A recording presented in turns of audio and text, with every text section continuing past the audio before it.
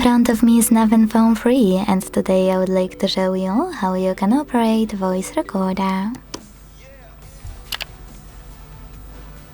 Begin by opening Recorder app and tapping on this gear at the top right corner to adjust those two options: high quality format and recording list.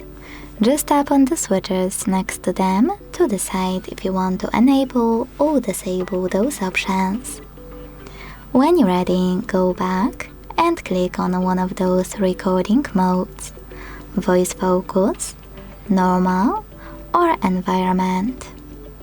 Then click on this red button at the bottom to start.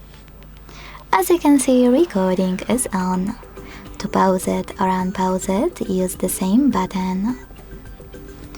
To delete it right away, click at the top left corner and confirm your choice in the pop-up. To end it and save it though, hit save at the bottom right one. Now name it however you want to and tap on save in the pop-up. As you can see, my recording is here. To play it, click on it. To manage it, you can tap on those three dots at the top right corner and operate those options like rename.